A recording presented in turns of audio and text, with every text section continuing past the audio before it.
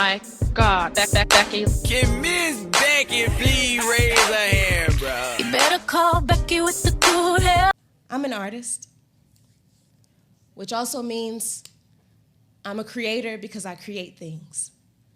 A storyteller since I have stories to tell, a visionary. I write about where I've been. These poems act as self-help. I'm a healer.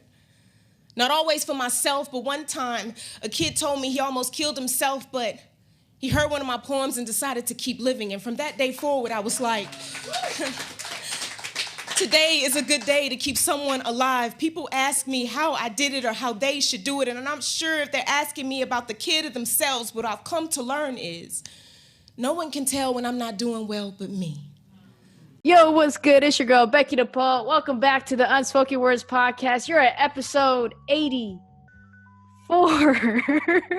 I think, or 5, whatever, because you probably watched 82, which is where I was talking about the aftermath of the protests. 83 is me talking to Carolyn White about her book that's coming out in July this month, sometime, a couple of weeks. So today, we have Ebony Stewart all the way from Houston, but she travels across the world like to do her poetry stuff because she's a dope poet. And right now she got cute like hairball things. You can't see her, but it's okay. You'll see a picture like on Instagram. Like she will post like a selfie one day. You'll be like, that's what it looks like. That's what Becky the Poet was talking about. And you'll be like, yeah, I saw it first. It's like, all right, Ebony, go ahead and say hello to the listeners. Hey, what's going on, y'all? You feeling good, baby? I hope you guys are feeling good and at home, safe, right? Yeah, that's right. So I know you're out in Houston right now, and how have you been dealing with this COVID stuff, having to stay in place, not having to be out and about, and not touring as much as you normally do? Yeah, I think it's like threefold, of course, because the not touring is the hardest part because that's just what my body has become used to, but also it's not always what my body needs. So my body actually needs this rest, needs this break. But it just like doesn't feel good financially in a lot of ways. It's kind of tricky to work my mind around. But it's causing me to have to be present in other ways, which I get a lot of time, with my family and doing things that really actually needed to be working on in other regards, just besides poetry. So, it's a good time. So I know lots of poets who were making a living off of touring. And I know a lot of them has kind of dipped their fingers dipped their toes into like different, I guess falling into different passions or hobbies that they used to do. I literally just bought a wallet from Asia Sampson, and I didn't even know that he did leathering. Yeah, so I was like, hey, I saw you posted this. Can you make a wallet for my dad? And he made one, and it looks really good. But he's a poet who normally lives off of touring and whatnot. So him not touring during these times, I know it's hard for everybody. Yeah. But we're gonna get into today's topic, you guys. So I know you guys are like, we want happy things, we want joy things and colorful, bright things. But sometimes, even during Corona times, even in daily life, we get sad. So the topic today is being sad okay? And I know you're like, Becky, why do we even have to talk about this? Like, yeah, it's okay, but do you ever have those friends or those people in your life that they're like, why are you sad? Like, you have a roof over your head, you have meals every night, you have a job that pays you, but in our reality, that's not what happiness is all the time. And I feel like in general within ourselves, we suffer from sadness because of internal thoughts or internal feelings. So my first question is therapy always the answer for someone who is sad, depressed, or just doesn't know what they're feeling?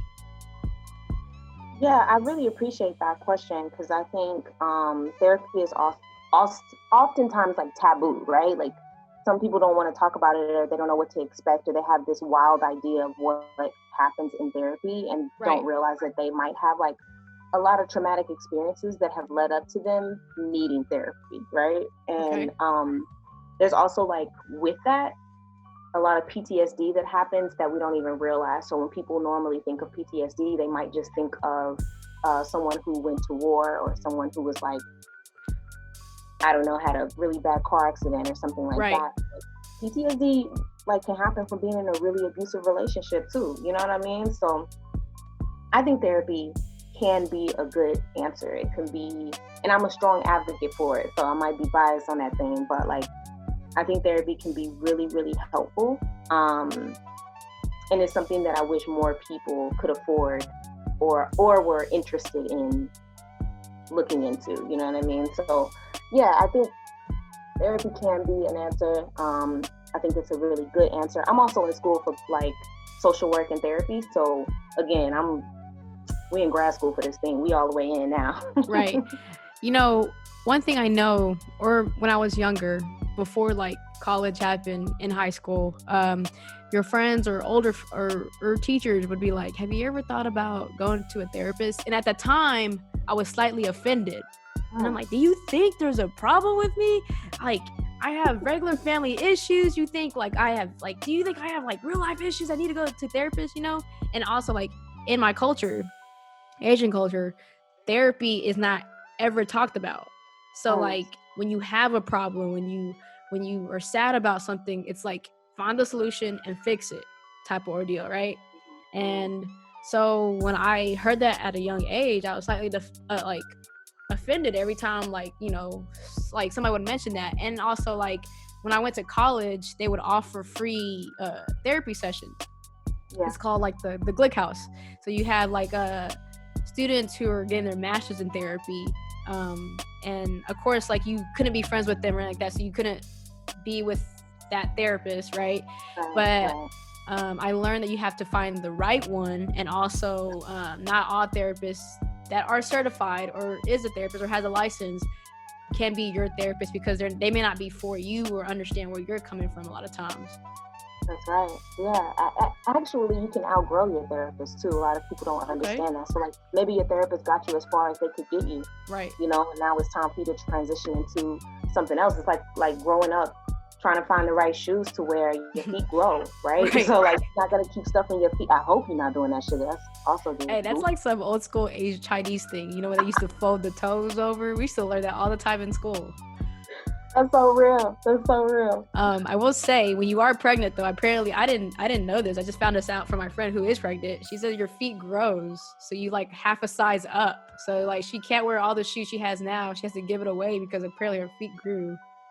I heard that too. Yeah, and like some people also can't eat certain things after they have a kid. I'm just trying to figure out what are some of the benefits of having a child at this point, because I'm like, man, you just have a little gremlin. You just have a little gremlin, and you have someone to take your money when you do pass. You know, someone to take care of your house, supposedly. You know, let's hope so. Yeah, you know, we have kids to take care of our burdens after us, right? Is that what it sounds like? Live our dreams. I'm just kidding. I love it. So I know everybody is on social media: Facebook, Instagram, Twitter, Pinterest, whatever. Social media is all there, right? Is social media becoming the new therapy? I know like people have quotes on there, like I grew up into the phase of like RM Drake was always like an Instagram post. I always see this stuff, right?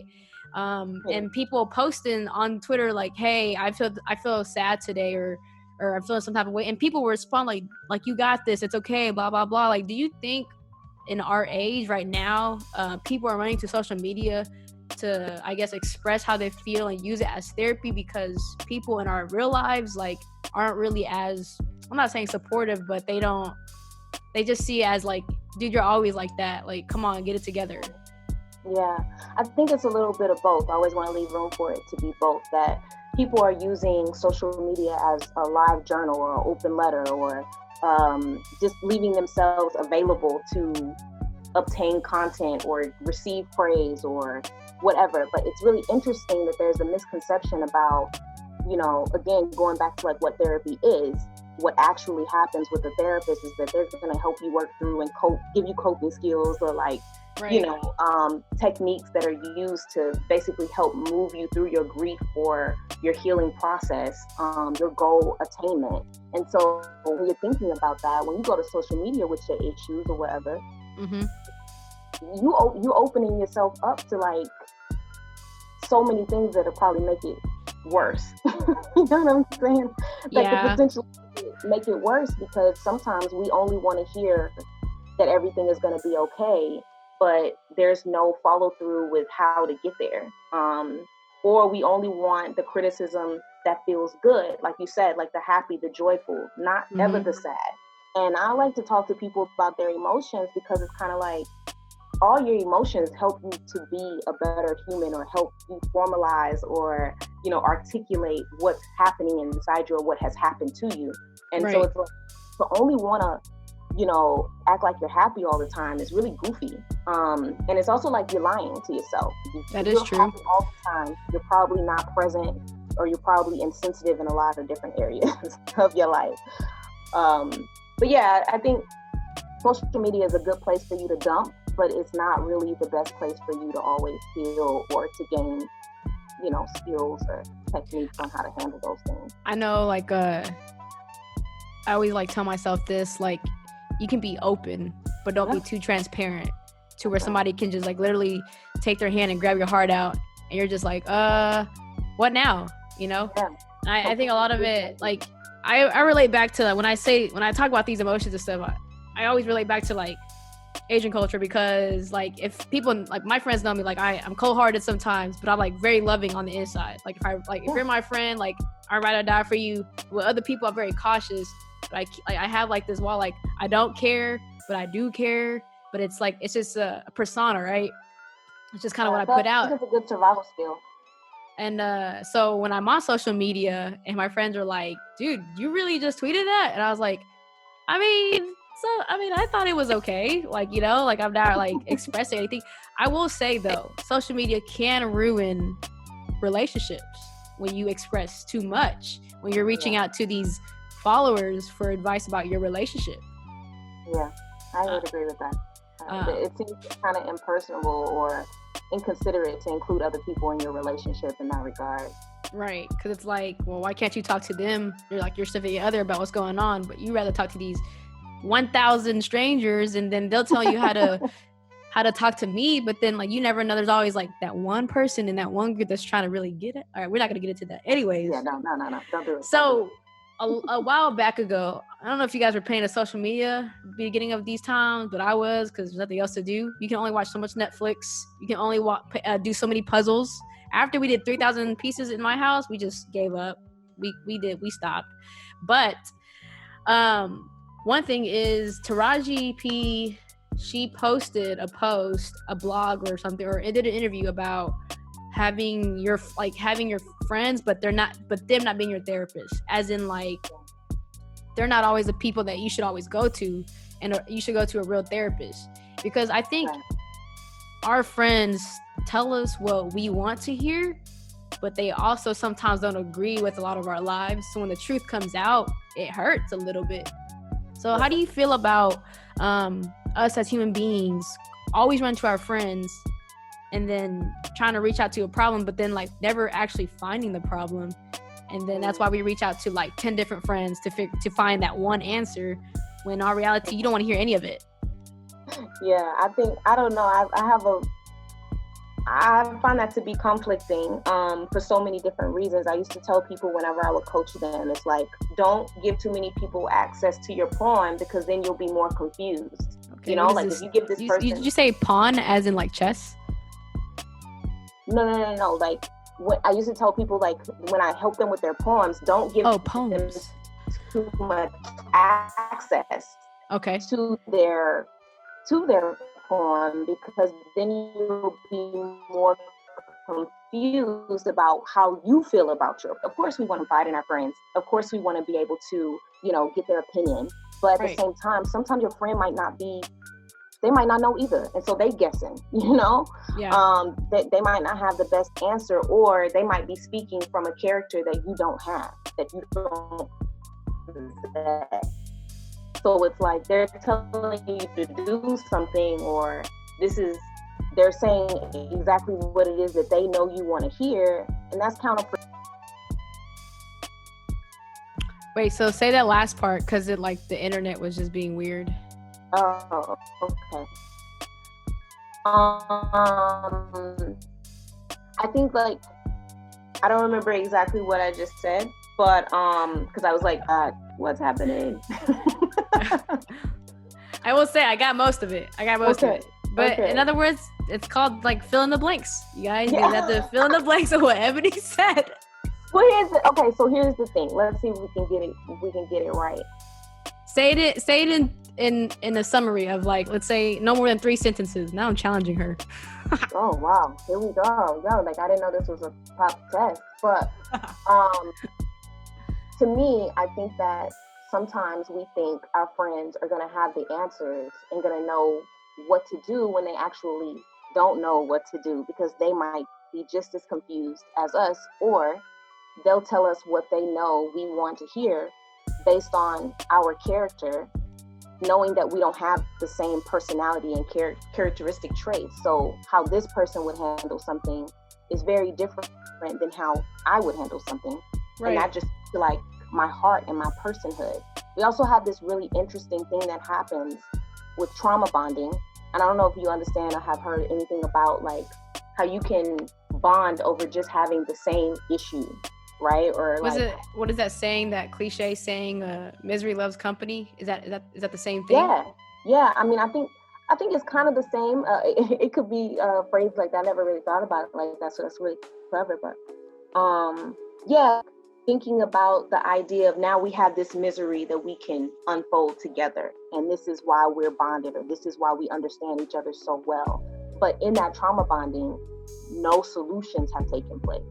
Mm-hmm. No work has been done. You know what I mean? It's just like we get to sit around and complain. What? And so unproductive. That is true. I know, like even in relationships, you run into the issue of bonding with somebody and having the same, I guess, like the same likings and things, because you guys complain about the same things. But then when you guys are in a relationship together, you're just like, we're not progressing. We're just back to what we started when we were talking as friends, right? Yes, yeah. So I feel like within ourselves, our friends play as like you can lean on them, but not like entirely. And it's not fair to either. I don't think it's fair to lean entirely on our friends or to put that on them. Like kind of like putting your problems on them and expecting them to fix your problems when they can't probably fix their own.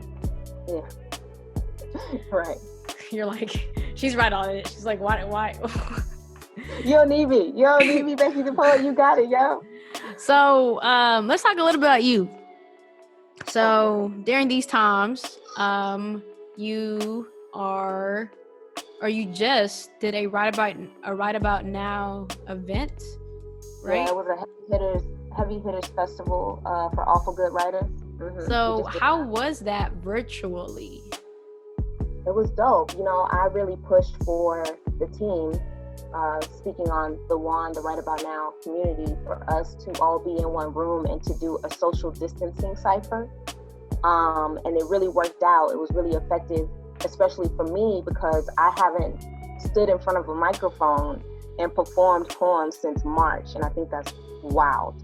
Right. That's really wild. And I got super emotional and choked up about it in the moment. And I wanted to allow that to happen as well. But everybody did great. It was a really cool experience. What it is just basically an interactive concert. And you have a workshop and a Q&A then after. So it's like a total of 90 to 2 hours, depending on how long you want it to go. But it was a group of us. It was myself, Amir Safi, Muhammad, RJ Wright, Zach Blunt, Ruby, Lachelle the Shooter, and Eris K. Brown. So like, we showed up and moshed, So what do you have going on in the future? I know all this stuff is not going to be, I'm not going to like address it because I don't want to say it because I don't want to give it attention. But I know this is not going to really end soon. So what do you have in the future? Because I know touring it's going on still, but virtually. So how are you adjusting to it for like your further endeavors?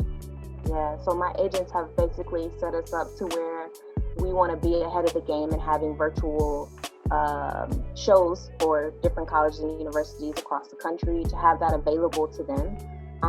So I've been asked to do a lot of that. I've been also asked to do workshops, and I really appreciate that because I can share my screen, and so everything is pretty much done virtual, and I can put my own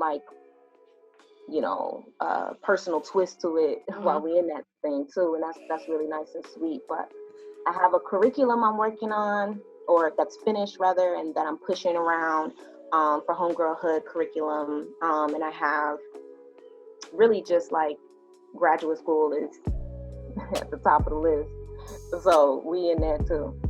Homegirlhood, that's your book title, right? Wait, yeah. Pause. Pause.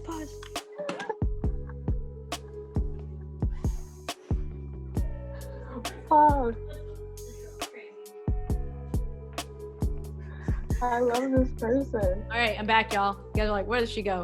Look, I got it. No, you got it? What? I got it, and then I started reading it, but then I paused because your girl's crazy. Why am I crazy? Because I looked up, how do you read a poetry book? And I was like, then my conclusion is that whoever wants to know how do you read, when you just open it up, pick whatever poem, and you just read it. You don't have to start from the beginning, the middle, or the end. You just start wherever you want.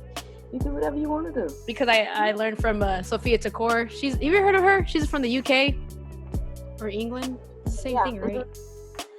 Yeah, well, I got her book, and I was like, I'm gonna be honest with you, bro. I didn't even read it, but I bought it, and she was like, bro, you gotta read it. And I was like, dude, but then, being at work, you try to be a little bit professional, so you try to read.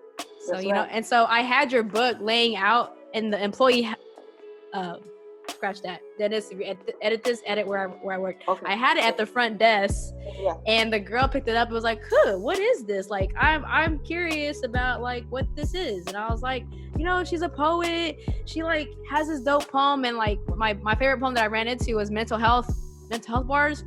Yeah. And I'm gonna include that poem in here. So if you guys watch that, it'll be ending or beginning. But I included it, and she was like, oh yeah, she's dope. So she actually bought it, and I was like, okay, girl, okay. What? Look at you putting me on. I appreciate that. Yeah. Look, if you're a dope poet, you finna go on all the spoken words, whatever. Okay. Thank you. But I will say the cover is very catching.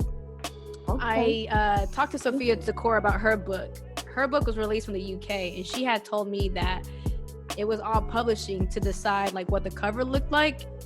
And for her American version, they wanted her face instead of the name. Were you allowed to be creative with your title, or did you just let the publisher do their thing? Yeah, I'm probably like a publisher's nightmare, because I want to be a part of my baby being born. You understand me? You ain't gonna have me pushing nothing out and I don't get to name it. Right. So I got to name it. I also was I got a chance to choose the cover art, and that's the OG version, but there was a limited edition version too that I couldn't make a decision between two Black women that are incredible artists that I wanted to make sure got their just due, So I got to be a part of that. But usually I think the publishers kind of want you to have a hands-off approach to your work, and I just don't believe in that. Nah. I will say, doing a little bit of research on you and watch, as poets, I feel like it's kind of sometimes hard to find the big poets. Is if they do interviews or if they do this, because I feel like poets are very secretive, so they kind of hold back a little bit. But there are these times I know a lot of people are open because it's well, I can't be on stage, let me do this virtually. But I will say, the relationship you have with your parents are two different relationships. And for sure. I'm not going to specifically talk about them right now. You guys can figure out what I'm talking about. But I was I can relate to the difference in relationship in my own life, Oh wow. And not in the same experiences, but just know that the love is equal, but it's just the experiences that I have with this parent, with the other parent, you can kind of mesh more, or it's different, And so I was very happy for me to be able to hear somebody who's very open about that with their parents. I mean, not with their parents, about their parents, and you even wrote a poem about, you know, like one of them, and just it kind of like wasn't the great side, but it was also like the real side, right? And I felt like it's people like me who can't really talk to our parents sometimes about certain things just because we feel like it's gonna make them upset, it's gonna angry and whatnot, so we just kind of keep it balled up. But I applaud you for being that voice for us, for people who can't speak just yet. And I'm 27, I was like, I don't know when that's gonna happen. I appreciate that. That's really, really real. And I think it also goes back to just a part of your character, right? Like certain things you're going to feel more comfortable speaking on and other things you're not, which I'm sure it goes both ways for you and I, just in our reaction and relationship. You're more comfortable and like you're bubbly and really I'm glad you see that, because sometimes I be trying to like hide it, but it's hard. Nah, you ain't getting nothing past me, son. But yeah, like I can see that's a part of your personality. But then like going back to what you said, like sometimes you are more guarded, and you know you don't want to share certain things with certain people, however that might be. And so I think that translates into my poetry, like my relationship with my parents. Equally, I love them both, obviously, because they're my parents. The relationship is different. Yeah.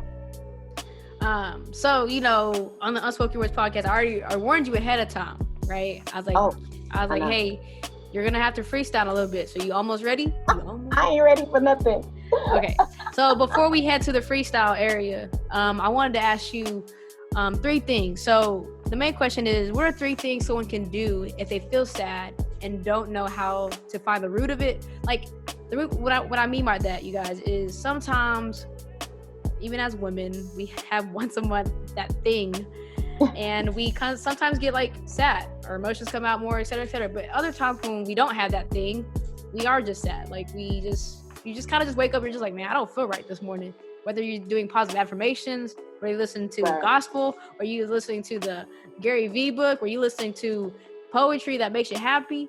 You know what I'm saying? Like sometimes you can't shake it. So how can somebody who can't shake their sadness, like what can they do to, I guess, semi-try? Yeah, I think it's really cool. There's a few different things that I've done or tried, and also knowing that you can change it up. You don't have to just keep doing that one thing, because your body or your brain patterns might change. But so I think stretching is really good, to move your body, to set a list or an agenda of things that you want to accomplish each day, and like look at what I accomplished today. You know what I mean? Like at the end of the day, you mark it off. You're like, yo, if all I did today was take a shower, listen, I'm somebody. You know what I mean? Like I cared enough about myself to bathe. Yeah. And if maybe it could also be exercise, that goes back to movement. I really like the idea of writing, just like maybe writing a sentence. It could be a sentence about the day. It could be a sentence about what you're thinking, what you're feeling, or just the fact that you're confused about what you're thinking or what you're feeling. And that way you acknowledge, you know, you give yourself a chance to acknowledge and be gentle with yourself. And one more. Okay. No, one more from you. Oh, one more from me. Okay. I thought I had gave multiples at that one, but okay. She was like, damn it. One more. You know, some people are really into music, and I can get with that sometimes, but I've really been digging like meditation, just like zoning. And I don't mean zoning like, I mean whatever y'all extracurricular activities look like on the side, right? But not like that. Just whatever regular it is, right? people, regular. So I'm really into meditation. I think that's dope and a really good way to release and become more one or present within yourself. I will say, episode 83, 4 or 5, whatever we're on now, I still have yet to meditate, you guys. I know if you've been following from since season 1, I have a hard time staying still. I don't know how to meditate. My mind keeps working, and I don't sleep often. That sounds that just sounds like a poem. Let's just stop there. All right. I like that poem. Go on. So, you ready? She's just trying to avoid her poetry freestyle. That's what it is. I just kind of try to write it. You have to remind me of what's the start and what's the finish. Okay. So, for all you who are listening, we haven't done this in a while. The last time we did it was when Brown got us on episode 81, the start of season 9. But we got a dope ass poet on this too, so we just finna do it all over again. So the freestyle era is where I give them the topic, which is to my therapist, and I give them at least the last line or a couple of lines that they have to include, which challenges a little bit. So she has to include the last line. Is this even normal? So let's go. You know, I really wish I would have taken time to do this. But since I didn't, let's just come up with it off the dome, yeah? Let's see. I like her Houston accent, or like her Houston slang. Is there a Houston slang? Maybe, I don't know. There is. Well, I'm glad I figured it out because I'm from Oklahoma. I don't know what we got going. What do you hear it to be, though? What do you think it is? I just thought you were somewhere from the South. Like, I'm from Oklahoma, so we're in the middle of, like, the map. So it's just, like, everything just sounds different to us. Someone just said I was from New York. I was like, New York? That is a miles away. That is not me. I'm just Asian from Oklahoma. I don't really, I'm too much of this is a real thing. I'm actually, this is crazy because this is a thing that my therapist and I talked about. I'm a little too much of a perfectionist, which takes away from my vulnerability to be imperfect, if that makes sense. So I have a question. Normal. So is this freestyle triggering something? I don't know if it's necessarily triggering something. I think it's just more revealing. I think triggers mean completely different things to people now. Like trigger can be a bad thing. I don't think it's a bad thing. I think I'm realizing that is actually true, how she had read me for filth before. Okay. And so I'm like, word. I don't feel, but even still, like I'm like, I don't feel confident in what I'm writing and what I'm coming up with. How do we make that happen like on a different time frame? No, it's fine. Like if you're not comfortable, it's totally cool. So let's see if I can do it. All right. Oh, okay. Go off. Read what you got. To my therapist. The first time I went to you told me that I was okay, that I didn't need to be here, that maybe sometimes I'm just making this stuff all in my head. So when I left, I ran a mile, cried, went back to my roommates, and I was in college, freshman year. So I didn't go to you again. But I was on the track team, and I was trying to figure out my way. It was kind of confusing because I left home, usually sheltered. My mom makes me lunch still. I'm 27. Oh, wait, I'm about to be 27. So sometimes when I went to you, I wish you would have gave me another advice. So the second therapist I went to, she became too close. My mentor, she wanted to guide me to God, but I refused to go to God because I felt as though he took my loved ones away. And when I went to church, I refused to look at the seats that my loved ones used to sit in. You see, to my therapist, I wanted to tell them that, thank you, you helped me, but I don't need you right now. So when I went to my third therapist, I think I threw up my emotions in her lap. She didn't know what to do with it, so she sent me to another one. So I stopped going. I realized that a lot of it had to do with me not loving myself. So to all my therapists, I wish you would just tell me that this was normal, that this isn't normal, that it's okay to not be okay. So I wrote poems about it. I write 100 poems about it. So is it even normal? I don't know. I haven't written poetry all through this, so you guys No, I'm here for it. Yes, go off. It's hard because, like, you know, sometimes I'm like, am I just being repetitive? Am I just gonna be a run-on? So Sophia Takora asked the public, how do you know when you're finished with a poem? And my answer is, I feel like if you're finished with a poem, when the answer you fit, like for that situation is found for that moment in time, because it leaves you room for another poem. So Ebony Stewart, where can they find you on social media? Where can they buy your book? And where can they keep up with everything that you've been doing and what you're gonna do in 2020, because it ain't over yet? I know. We still got so much more to do. Let's see. You can find me on Instagram, which is Gully Princess, Gully Princess. Ain't no Z's, ain't no underscores. If you're interested in just rants and retweets, that's EB Poetry, Eb Poetry, because my name is Ebony, so, you know, Eb for short.